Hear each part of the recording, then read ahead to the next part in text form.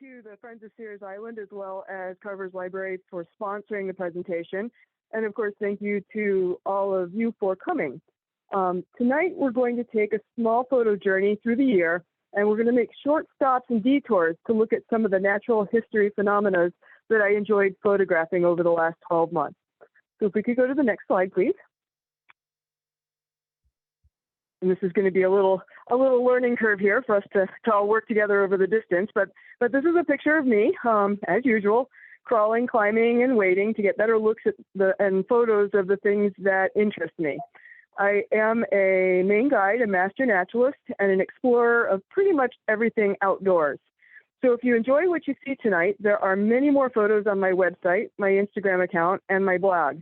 And I have many classes coming up for both exploring the outdoor world as well as how to improve your photography skills. So today we're going to start in the fall, and we're going to kind of start at the end of the year, which sort of seems fitting, being that this is a time of thankfulness and for preparing for change. So if we could go to the next slide, please. Oops, I'm sorry. That's okay.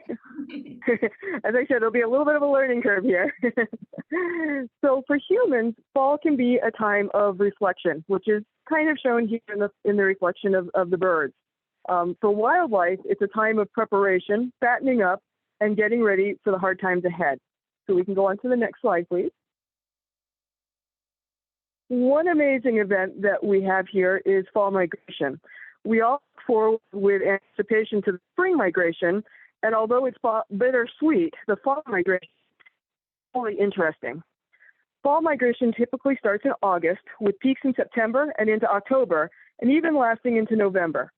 At times, kettles of birds numbering in the hundreds and even the thousands can be seen using the clear, cold air riding over the warm earth, forming columns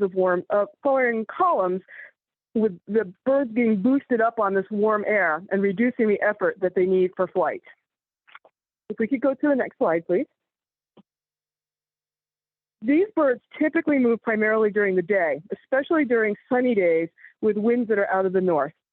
The birds will congregate to avoid negative barriers like large bodies of water that they're reluctant to cross, or they'll congregate around advantageous areas such as mountain ridges that will provide updrafts, giving them a boost. This bird appears to be surprised by the camera and wondering if I was really looking at him. If we could go to the next slide. And he decided that I really was watching him, so he put on his best tough, sharp-shinned hawk migration face just for the camera and plunged determinedly ahead. Sites that are often the best include open areas with views to the north, including areas to the northwest and the northeast. In our area, we have a prime hawk watching site at Cadillac Mountain, as well as Mount Agamenticus in the south. And if we could go to the next slide, please. Although it's often impossible to predict when the birds move, often it is possible to predict when the birds move, but sometimes they do surprise us, especially when the upper atmosphere winds are favorable for migration, but that's not necessarily easily perceived from the ground. Even in inclement weather, ultimately, the birds need to move, and so sometimes you'll even find them migrating in very poor conditions. If we could go to the next slide, please. The best conditions for migration typically occur the day of and up to 2 days after the arrival of a high-pressure system or cold front, along with accompanying northwest winds. You might be wondering what hawk migration has to do with this violent storm surge shown here. Next slide, please. Major storms that rile the seas in the fall heavily impact our wildlife. Many can be blown off course, winding up in new territory where they don't belong, and others, caught without shelter over the ocean, simply perish. Rough weather depletes the razor-thin stores most of our birds exist on, and a difficult journey becomes that much more challenging. Next slide, please. Even local birds will face additional challenges in the face of the storm. Shelter is harder to find, food will be non-existent, and you may be stalked by a photographer laying on her belly on the sopping wet rocks. Next slide, please. On the plus side, the storms can bring in new waves of nutrients, provide large amounts of oxygenated water to shallow ocean-dwelling creatures, and often leave in its wake a bounty of kelp and small animals and fish on shore to act as a feast for those that are left behind. We can go to the next slide, please. We are all familiar with the changes we sense in the fall, the cooler temperatures, the color changes, fog as cooler air moves over warmer ground. These are all cues, along with day length, to our local creatures that the season of easy living summer is winding down. Next slide, please. Fall is often a time of turbulence, Mother's Nature battle between summer and winter. As recent history shows, 75 degrees quickly gives way to 35 degrees, drought gives way to 3 inches of rain, give and take, back and forth. Flowers of summer backdropped by strong remnants of a fall hurricane. We all know that winter will eventually win out, but many years, summer does not fade relatively quietly. Next slide, please. Now, the animals have their landmarks telling them summer has come to an end. So do humans. For some, it might be the Freiburg Fair or the Common Ground Fair. For others, it might be the chance to terrify a seaplane pilot by kayaking out on the runway to photograph a landing at the Greenville seaplane fly-in, like I did right here. Next slide, please. For others, it may be the culmination of months of work and effort at the dizzying start of the Bar Harbor Marathon. The marking of time is different for all of us, whether furred, feathered, scaled, or sneakered. But in the end, we all circle the sun together, and we're all headed to winter. Next slide, please. And for me, seeing the reflections of conifers hanging in the first thickened water droplets by cold is a stark reminder that the days of hats, mittens, heavy jackets, and hand warmers is just around the corner, along with the constant pocketfuls of camera batteries being kept warm just in case. But of course, they're usually still in that pocket right when the magic moment comes and the eagle makes a dive right at sunrise. Next slide, please. So now we move, slightly reluctantly, into the 6 darkest weeks of the year until December 22nd, and we officially join hands with winter. Next slide, please. Winter is, in many ways, a time of new beginnings, a new slate. The frigid cold air produces crystal clear air, beautiful skies both night and day, and memorable sunrises like this one. I sat for over an hour in the dark, waiting for the sunrise, listening to the water lapping at the rocks and the world slowly wake up around me. It was cold and still, but I barely noticed the chill until just seemed just right in the moment. Next slide, please. This, of course, does not mean that the world is and there's competition both within a species as well as between the species. Surprisingly, a woodpecker was able to drive off the gregarious jay in this conflict over a pile of sunflower seeds and peanuts. Next slide, please. Winter is often also the time that we see what are called eruptive species, those that have migrated out of their normal winter range, like this sad-appearing snowy owl sitting out in a freezing rainstorm. I'm not sure which of us appeared sadder by the end of the afternoon.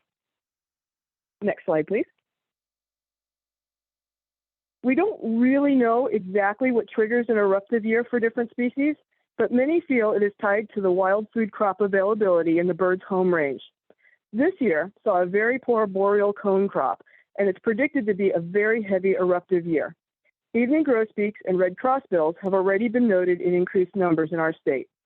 Also expected are lots of purple finches, red-breasted nuthatches, pine grosbeaks, siskins, and redpolls.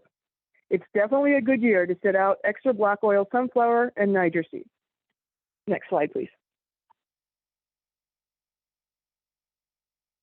Some of our more common species, like this pileated woodpecker, will also come in closer to houses than the rest of the year, especially for resources that are in poor supply, such as a high-fat meal of suet fed from a feeder with a large-sized tail prop. Next slide, please. These birds work hard just to survive the winter. Pileateds eat almost exclusively carpenter ants. Imagine having to chisel through frozen, thick tree bark looking for ant colonies within, and the amount of colonies that are the amount of calories which are burned in the process of obtaining these few ants. It's an awful lot of work for not an awful lot of benefit. Definitely a hard time to survive. Next slide. And of course, just thinking about it is enough to make this hair stand up on end, just like it did on this pileated, contemplating this tree for its morning snack. Next slide, please. These massive birds still maintain an awake body temperature warmer than humans and burn a massive number of calories during the day, and again at night when many species allow their body temperature to drop dramatically to save on calories. The trade-off of energy savings is the fact that they are markedly less responsive to predators. Everything about survival involves a give and take.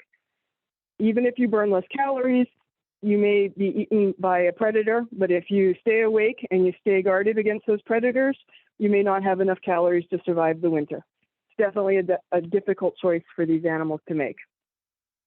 Next slide, please. Now, energy transfer doesn't just involve calories eaten versus calories burned. Molecules are constantly shifting energy from place to place and one state of matter to another. Another unusual phenomenon shown here is commonly called sea smoke. The smoke shown here is actually water vapor that forms when really cold air moves over relatively warmer water and the thin boundary layer of warm air just above the appearance, much like a pot that is just coming to boil. Next slide, please. When the evaporating water rises, the cold air can only hold so much moisture, forcing the liquid to condense into fog. Next slide, please.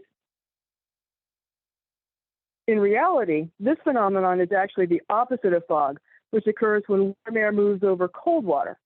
Sea smoke is uncommon in temperate climates, but it's very common in the Arctic and Antarctic. Because this only occurs in the area of boundary warm water over the ocean, it doesn't extend high into the air. So while low boats may have reduced visibility, large ones are often unaffected by this phenomena, unlike fog. Next slide, please. The temperatures at which this happens is typically quite cold. The sea surface temperature in Maine hovers at about 30 degrees. Sea smoke is most commonly seen at air temperatures near zero and below. The colder the air, the greater the temperature difference between the air and the sea, resulting in more prolific condensation. Next slide, please. I went to Stonington expressly with the hope of seeing the sea smoke phenomenon. I arrived well before dawn, and my car thermometer finally stuck at -12 degrees. Initially, the fog was dense enough to prevent shooting until the sunrise blanketed the area with an orange glow. The wind that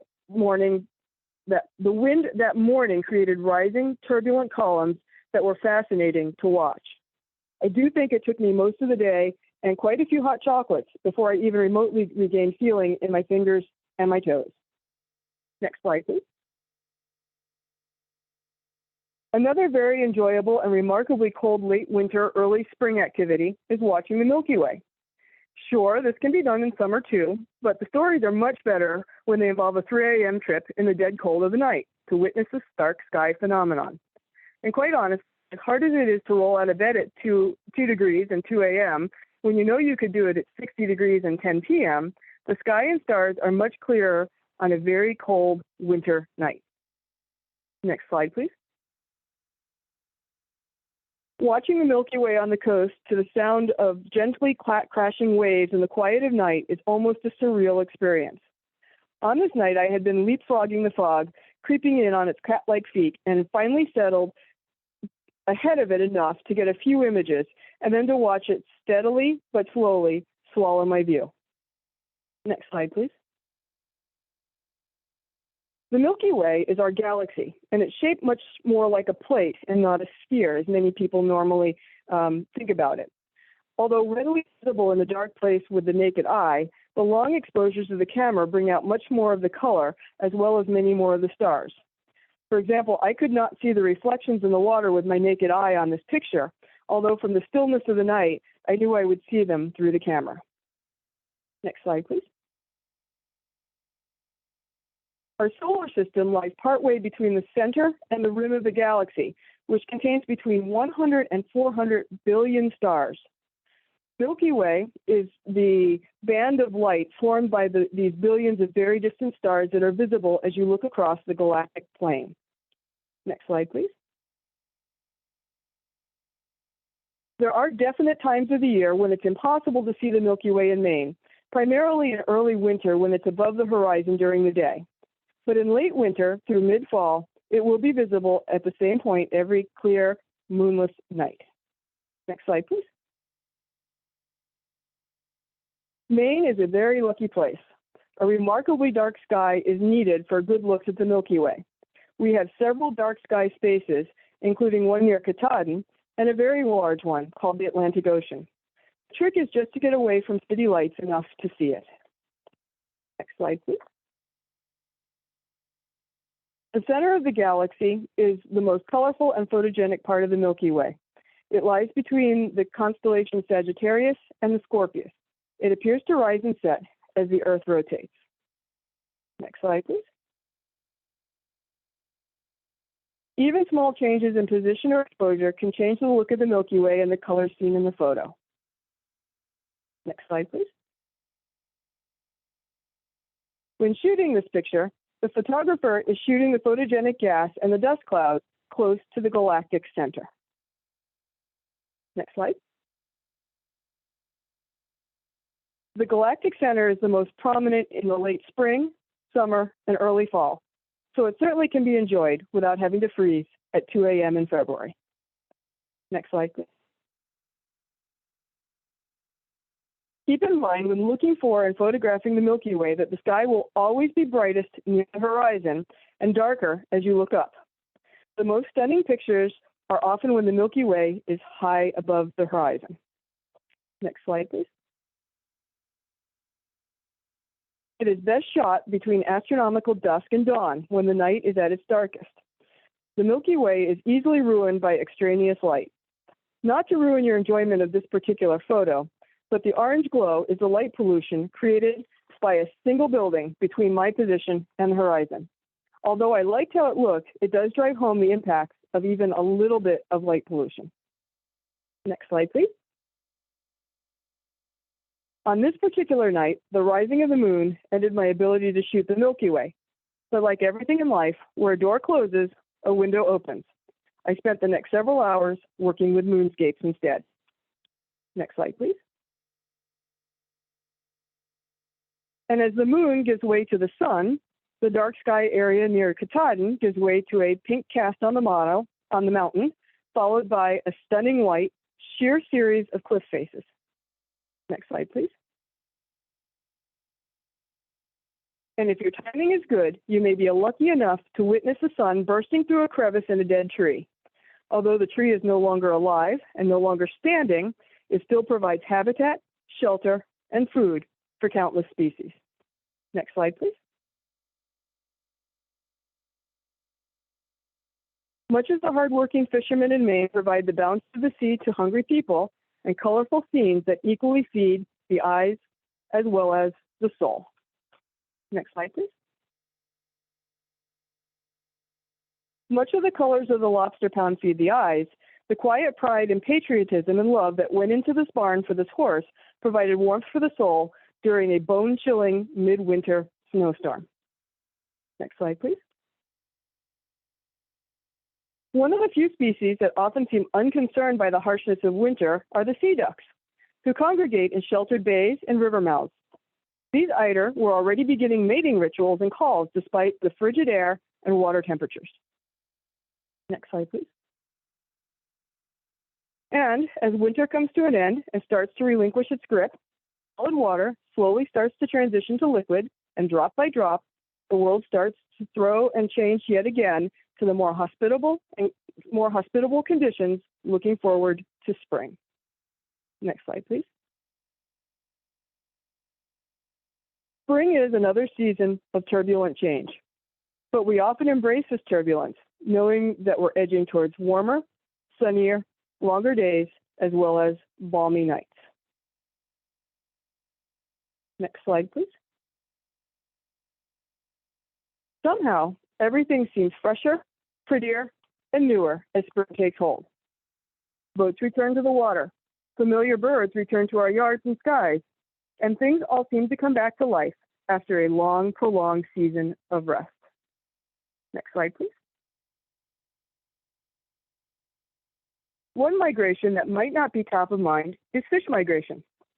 Every spring, in the still ice-cold raging streams filled with winter runoff, Andromeda's fish, which are born in freshwater, spend most of their life in the ocean, and return to freshwater to spawn, fill the waters with life.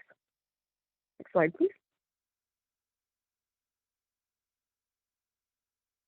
The river herring, which include alewives, blueback herring, and American shad, flood spawning rivers starting in March in the southern part of their range and continue through June in the northern part.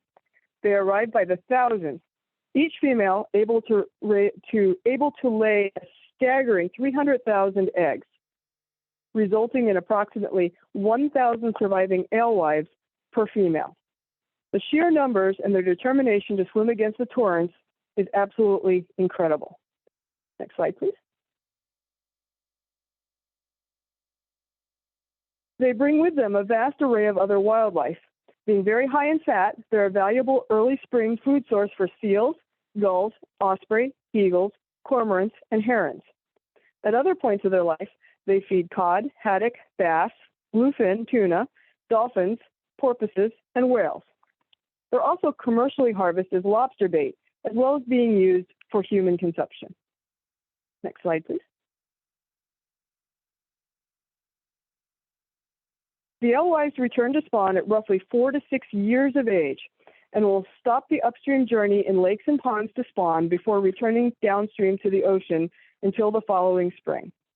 The blueback herrings will spawn in the main sections of the rivers and streams and will not climb as far upstream as ponds and lakes like the alewives do. Next slide, please. Alewives benefit the ecology in many ways. They're a critical food source to many birds and mammals, and they provide cover for migrating salmon as well as the young salmon. Most importantly, they tie our oceans, rivers, and lakes together, providing vital nutrients and forage needed to make healthy watersheds. Not all food sources have altruistic approaches to their predators, however. Next slide, please. This squirrel apparently woke up dismayed to find the hawk contemplating it for breakfast. However, instead of fleeing, I witnessed an extremely interesting interaction in which the squirrel appeared to lecture the confused hawk before steaming off in a fit of anger. Next slide, please. While the hawk seemed genuinely puzzled by the lecture, the squirrel was relentless in its complaints. Eventually, the hawk flew over a few trees from the grumpy squirrel. When the squirrel pursued him, the hawk decided to lazily leave the scene, looking totally unconcerned. Next slide, please. Other species also experience interspecies conflicts, particularly when there are nests or young to be defended. Here, a red-winged blackbird is pursuing and successfully chased off a much larger great blue heron. Next slide, please. And here, another plucky red-winged blackbird is attacking a raven. Another slide, please. And yet another pair of birds, this time a grackle and a raven. Next slide, please. Sometimes, just like a human family, the conflicts are between the adults. Here, a pair of kingbirds appear to be having a disagreement about something or other. Next slide. Which, unfortunately, ultimately turned physical. A short chase seemed to resolve the issue, however, as they returned to amicably sit side by side on the same branch just moments later. Slide, please. Perhaps it was as simple as deciding who had to get up and catch the dragonfly for the next meal. Next slide, please.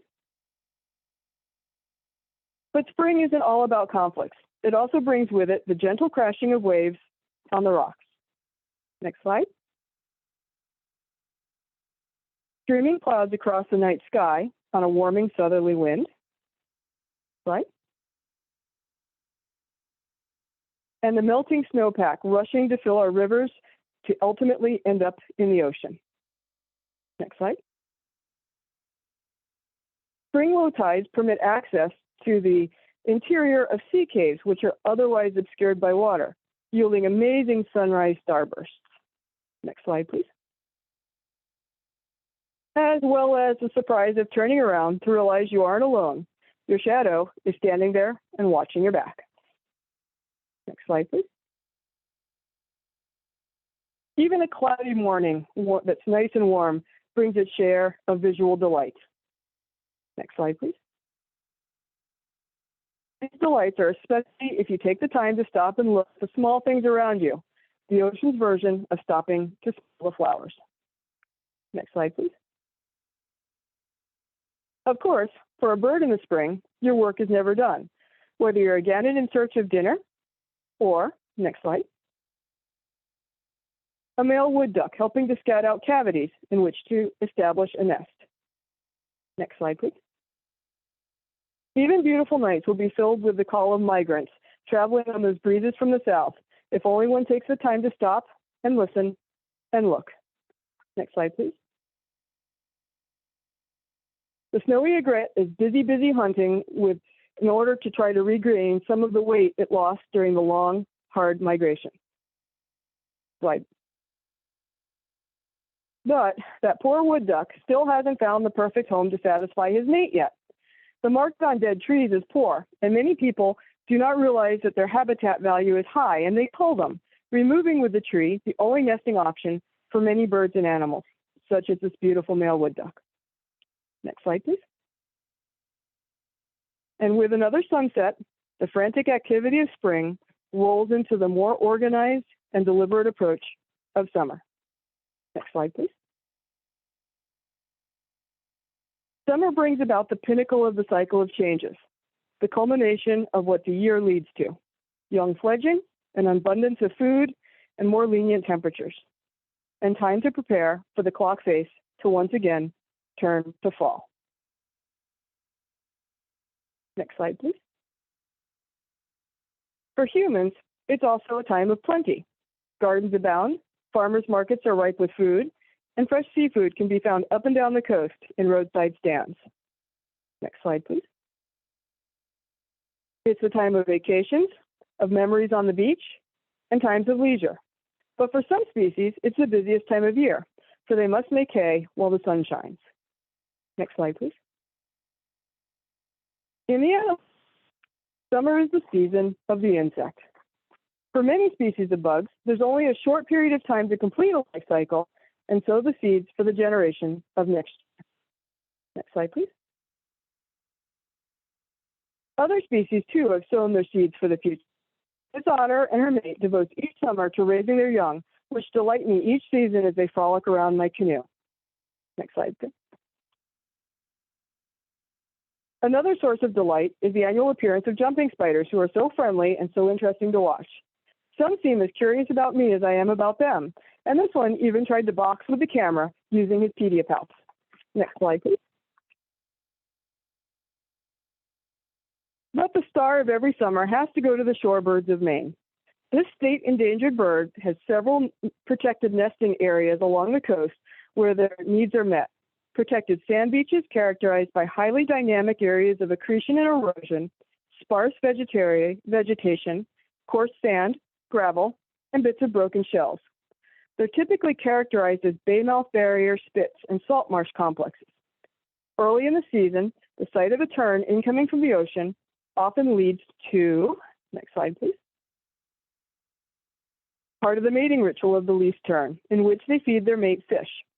During this period, both sexes make scrapes in sandy areas above the high tide line, and the female will ultimately select the scrape that will eventually become the nest. Next slide, please. Least terns are colony nesters and will band together to drive away potential threats by diving at them and defecating on them. This includes gulls, eagles, foxes, and humans, and especially photographers. Next slide, please. With time, however, they appeared to get to know the individuals in their environment, and they actually tolerated my presence quite well, although I was greeted with a few of these attacks every time I showed up. Next slide, please. About 2 to 3 weeks after their arrival on the breeding grounds, a clutch of 2 eggs are laid. New moths almost appear puzzled by what's shown up underneath them, like this bird. After 19 to 25 days of incubation, which is done by both sexes, hatching will occur. Next slide, please. The chicks start the nest shortly after hatching, and they wander as far as 200 yards from the nest. Both sexes will protect and feed the chicks. Next slide, please. In particularly warm weather, the parents try to provide shade without overheating the chick. The adults even appear uncomfortable in the hot sand, often panting heavily, like this bird was doing. Next slide, please. As the chicks grow, they venture further and further from the protective wings of their parents and will fledge about 20 days of age. Next slide, please.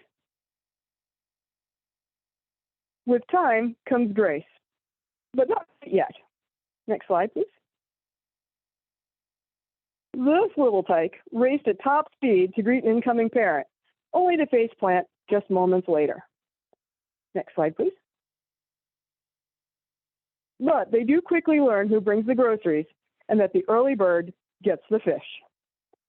Next slide, please. Piping plovers share the same nesting grounds as the least tern and are considered state endangered and federally threatened. They will lay up to 4 eggs in their states, and both sexes will both incubate and feed. Next slide, please. They also leave their nest within hours of hatching, but seem to lead a calmer lifestyle than the terns, foraging in the splash zone for marine worms and small crustaceans. They also take plenty of breaks from the work of foraging. Next slide, please. Sometimes they almost appear to be posing for the camera as they take a nap break. Next slide, please. Maine's mammalian species are also busy over the summer months. Moose often move to consuming aquatic plants on the edge of marshy ponds, seeking the increased salt content and electrolytes not available to them in their winter browse. Next slide, please. Porcupines also shift from their less nutritious winter browse to lush, maturing green leaves. This porcupine was shy and was asking that I not take his photograph at this particular point in time. Next slide, please. Deer are also on the move, young, and building fat stores that will be desperately needed as the clock face ticks to more and more into the fall season. Next slide, please. And even our marine mammals seem to enjoy the warmer weather, basking on a rock while waiting for the appearance of the early rays of the warm summer sun. Next slide, please. And everywhere one looks, the insects. And if one is lucky, there will be plenty of gorgeous jumping spiders. Next slide, please. Even pests like this fly can be pretty amazing when observed close up. Next slide, please. Imagine my surprise when I first found this little guy in the middle of a shed, still wearing 2 heads, as you can see in this photo. Next slide, please. And some insects, like this hummingbird moth, are aptly named. If you're lucky enough to see one forage through a field of bergamot, they're easily mistaken for hummingbirds. Next slide, please. They're definitely a summer specialty, visible for only a few weeks and fading by the time the goldenrod reaches its full glory. Next slide, please. And if you're a crazy photographer with nothing better to do, you could take on the challenge to photograph a fly in flight and get the eyes sharp and the wings frozen. Almost, but no cigar. One project left on the table for next summer. Next slide, please. For many, the Atlantic puffin is the iconic Maine bird, but ironically, many Mainers have only seen photos of them. This state-threatened bird lives the entirety of its life at sea for the first 4 to 6 years, returning eventually to the same colony where they were born to mate. Next slide, please. They lay a single egg on bare rock in a nesting burrow and incubate it for 40 to 45 days. Peak hatching occurs in June or late June or early July. The newly hatched chick is brooded continuously 6 to 7 days. Next slide, please. Once the chick can maintain its own body temperature, the parents leave it alone and go out to fish. The chicks grow slowly and fledge at an age of 38 to 41 days. Next slide, please. Vast amounts of small fish are required to raise the young, and adults have been seen carrying up to 20 fish at one time. Next slide, please. When chicks fledge and abandon the colony, they leave at night to avoid being predated on by gulls. By dawn, they are far from the colony site and are totally independent of their parents. In Maine, this usually happens in about mid-August. Can you imagine a young chick never even fished on its own, and then it just leaves the colony and it never sees its parents again? It's a pretty amazing phenomenon. Next slide, please. Puffins are remarkably long-lived birds, living 20 to 30 years of age. One banded bird was even shown to survive for 34 years. Next slide, please. Other birds that share the rocky, isolated islands populated by Atlantic puffins include the state-threatened razorbill, dressed in his formal black and white for breeding season. And also, the next slide, please.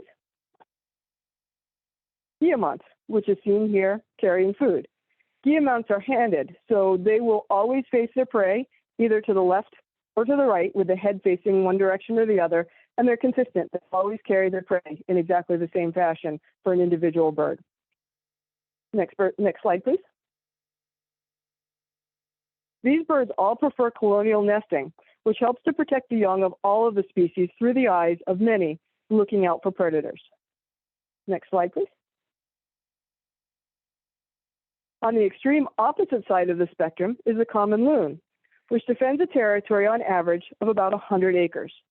They look for quiet lake habitat with dry nesting areas within a few feet of the water's edge, plenty of fish, light numbers of waves, predators, and disturbance. Next slide, please. Common loons are large birds with a male in breeding condition weighing up to 14 pounds. They have solid bones, unlike most birds with hollow bones, making them excellent divers for fish, but needing a quarter mile of open water to become airborne when it's time to fly. This guy was a little bit cranky about his photo session. And the next time I saw the pair, it was clear why he was a little cranky with me. They hatched 2 chicks, but only one appeared to survive to fledging. Chicks can swim right after hatching, and after a week, they can dive and catch their own food, at least in part. Next slide, please. Mortality for loon chicks is very high, with only 1 in 4 chicks typically surviving through the summer.